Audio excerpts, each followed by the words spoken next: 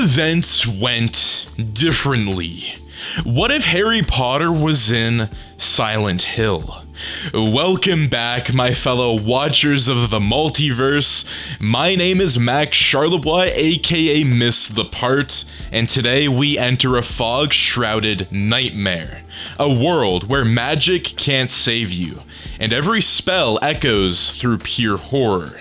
This haunting crossover was conjured up by Mad Prime Productions, right from our live stream community, and trust me, you won't want to miss it. And hey, Gaming Week is here, so let us know how you guys are enjoying Gaming Week, which means MissedThePart has brand new merch on the Fourth Wall website. AVP Grove Street Edition merch has dropped. Aliens, Predators, CJ, only one Grove Street. It's live now and gone in a week, so I would highly recommend to cop this merch before it's gone, because once it's gone, we're going to be pulling it from the merch store, and we would highly recommend to get one because all of the proceeds go towards making more videos. It helps the production on the YouTube channel, and it also helps us promote the artists that we are working with here on the YouTube channel. But that being said, my fellow watchers of the multiverse, let's continue to dive into Gaming Week. The Triwizard Tournament was over, Cedric was dead, and Harry Potter had never felt more alone. He sat beneath the bleachers outside the Quidditch pitch, staring into his clenched fists. The others were celebrating, laughing, drowning in the feast and fanfare the Ministry forced into the aftermath. But Harry had seen the truth. Voldemort was back, his body reborn in that graveyard, his voice real again, his eyes alive with fire. And no one believed him.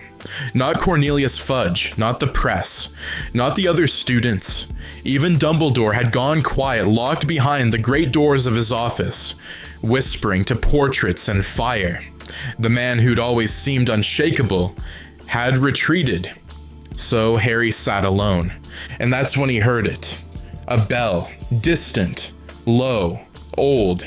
It rang through the trees, not from the castle, but from somewhere deeper, somewhere colder, beyond the Quidditch grounds, beyond the edge of Hogwarts itself. That night, sleep didn't come. He tossed in his bed in Gryffindor Tower, drenched in sweat. Cedric's face kept appearing behind his eyelids, cold, lifeless. The sound of the bell returned, closer now. He sat up, looked toward the window. The forbidden forest had disappeared. In its place, a wall of thick white fog. Silent, moving, waiting. Harry wrapped himself in his cloak and snuck out. No marauder's map, no invisibility, just instinct. He walked through the courtyard. The gargoyles didn't move. The portraits didn't whisper. It felt as though time itself had paused. And then he crossed the threshold into the fog. Immediately, the world changed. The air thickened. Every step felt heavier. The sound of his shoes vanished beneath him. Like the ground was swallowing noise, he turned back. The castle was gone. Just fog. Endless, breathing fog. Then the town emerged. Cobblestone, wrought iron fences, cracked pavement beneath his feet. Signs he couldn't read, lamps flickering despite no visible light source.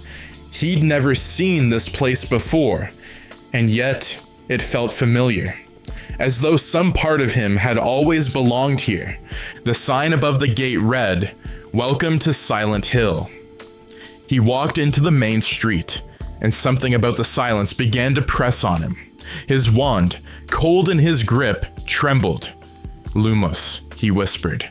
A small glow, then darkness. The wand fizzled. Smoke failed.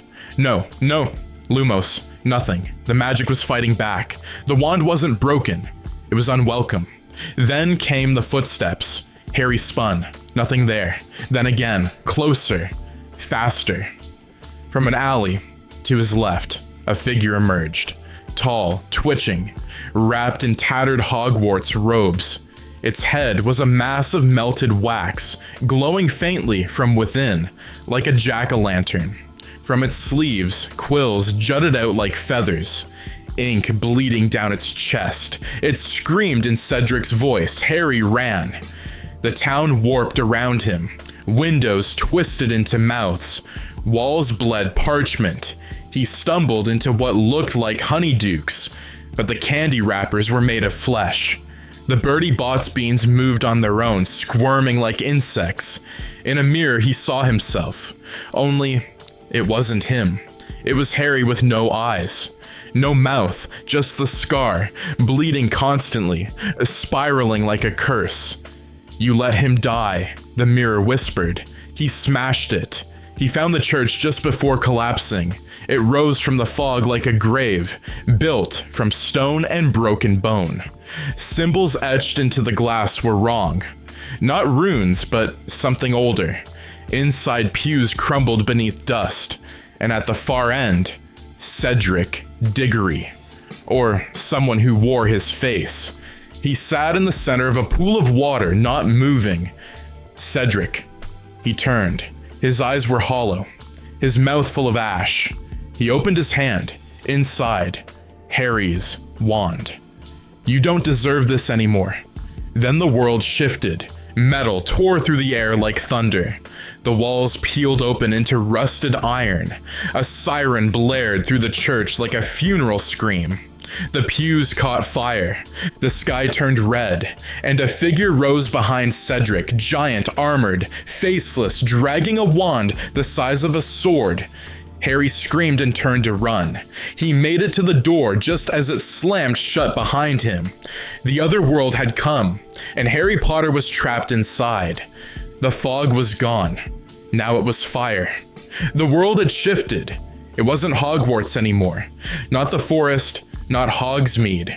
Not even Silent Hill as it first appeared. This was something else. A rusted, clanging, blood-drenched hellscape where reality peeled like skin. Harry staggered down a narrow hallway lined with ticking clocks nailed into the walls. Each one had a different time. Some moved backward. Others were frozen at the exact moment Cedric died. The floor was wet beneath his feet. Blood or ink. He couldn't tell. He passed a mirror where his reflection didn't move with him. It blinked, turned its head, and mouthed something he couldn't hear. He moved faster. The first creature came out of a wall. It wore a Triwizard uniform, but the face was burned off, oozing soot and pus. The limbs were bound in thorny vines that stretched from the ceiling like marionette strings. It didn't walk. It twitched forward in sharp, convulsive jerks, dragging itself on splintered bones and laughing in Moody's voice. Constant vigilance. Harry drew his wand. Reflex. Expelliarmus. But the spell backfired. The wand shuddered in his hand, and the words came out backwards, like the spell didn't want to help him. The creature shrieked and lunged. He ran, again. He stumbled into a classroom, but not any classroom. It was Snape's, except the walls were stitched with old spell books, and the floor had transformed into flesh. The blackboard bled ink. The cauldron muttered. On the desk sat a photograph. Cedric, Hermione, Ron, all smiling. Harry lifted it, and the image burned away in his hands. That's when the voice returned. "You let him die." He turned. Cedric again, no longer dead, but ashen, his voice flat, hollow. He didn't blink. "I looked at you, Harry. You didn't cast a shield. You let him fall. Why you? Why not me?" Harry stepped back, his breath catching. "You're not real. I'm what you remember. And I remember. You ran."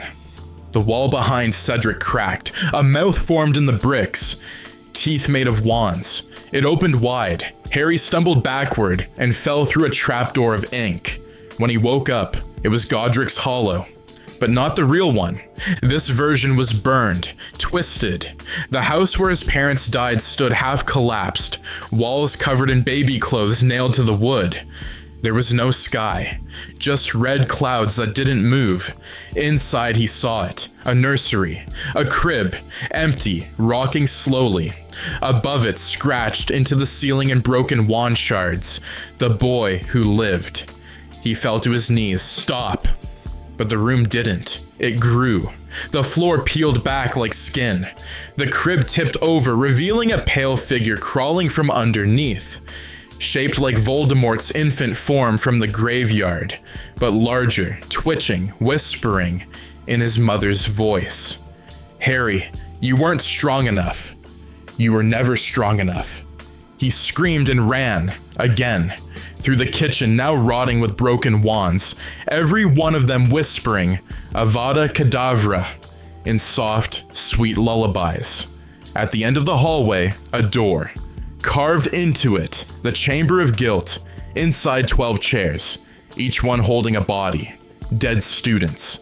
Colin Creevey, Lavender Brown, Seamus, Dean, even Sirius, even Neville, all of them slumped, rotting, bleeding, all of them turning toward him in unison. One by one they spoke. You're the reason. You drew the fire. You brought the war. We died for your story. Harry dropped his wand. His hands shook, and then they laughed, not angrily, hysterically. And behind them rose a final figure, his own body, but smiling, eyes black, lips stitched shut with spell thread. I'm you, it hissed without moving its mouth.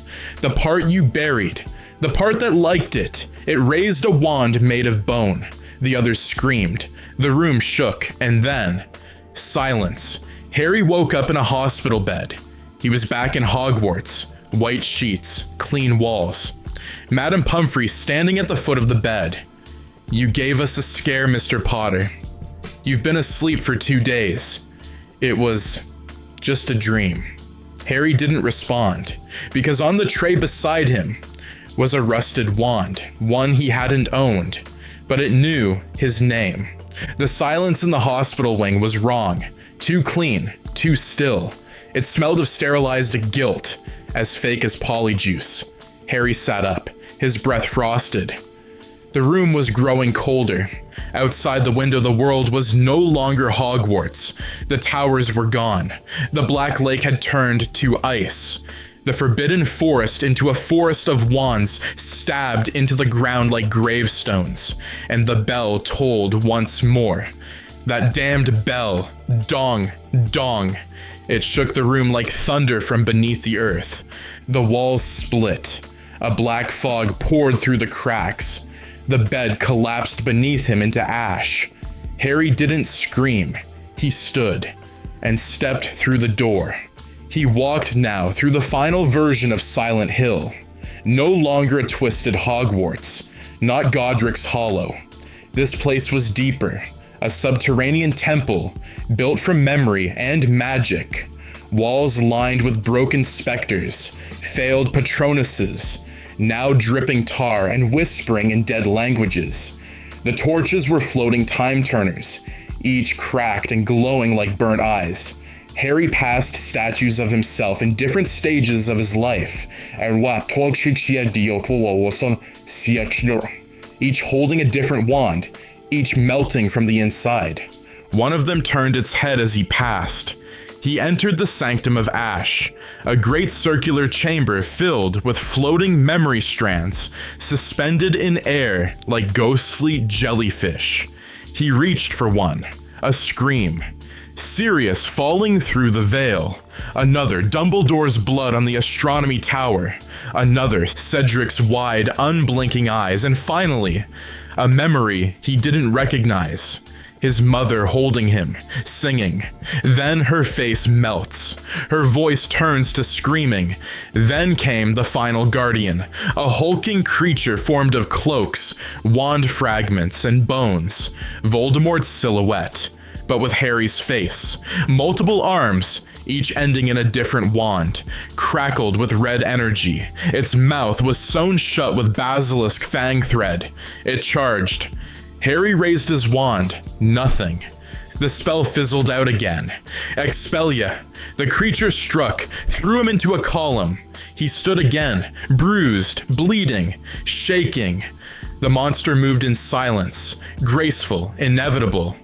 The culmination of every failure he carried. And then, Harry let the wand drop. He stepped forward, unarmed, breathing hard. "You're not real," he whispered. "You're me. You're the part that never forgave myself. The part that wanted punishment. I'm done running." The monster hesitated. For the first time, it shook. The stitches over its face cracked. "You let them die. I know. You lied to yourself. I know. You were just a scared little boy. And I still am." And then Harry did something Silent Hill rarely allows. He stepped forward and hugged it. The creature screamed, an ungodly, unfiltered explosion of every scream Harry had buried in himself, and then it crumbled into ash. The ground shook, the chamber cracked open. Light poured in, real light, not torchlight, not fire, sunlight, and Harry collapsed, finally sobbing. He didn't stop the pain, he let it happen. Harry awoke on the Hogwarts lawn. It was morning. The castle stood, golden and warm. Birdsong, distant laughter. No one around him had any idea what had happened. He sat up, dizzy, and there it was again, in his hand. The rusted wand he'd never owned. Cold, still. He stared at it, and for the first time he whispered, "Thank you." He dropped it in the grass and walked away. Behind him, the wind blew softly, and somewhere, far away, a bell rang. Now, what did you think of What If Harry Potter Was in Silent Hill? What did you think of the storyline? Is there anything that you would have changed within the storyline? But anyways, as always, my fellow watchers of the multiverse, thank you guys so much for tuning in. Do make sure to subscribe, like, share, and turn those notifications on so you and your friends are all up to date with the latest content. And again, I do want to give a massive shout out to Mad Prime Productions for requesting this in the live streams. I would highly recommend to check out the live streams. We do them on Monday as well as Friday. And I want to give a massive shout out to the Patreon and YouTube community members who support this YouTube channel. A lot of the support goes a long way into making the production of these videos possible and continuing to do crazy weeks like gaming week, horror week, everything in between. So your support really goes a long way, and I can't thank you guys enough. And also, again, AVP Grove Street merch is available right now on the MissedThePart Fourth Wall website. So it's aliens, predators, and CJ all in a free-for-all. And it's live for 1 week only. We have a discount code where you get 10% off if you use discount code WHATIF. But that being said, my fellow watchers of the multiverse, I will catch you in the next Gaming Week episode. Take care and have a wonderful day. Peace out.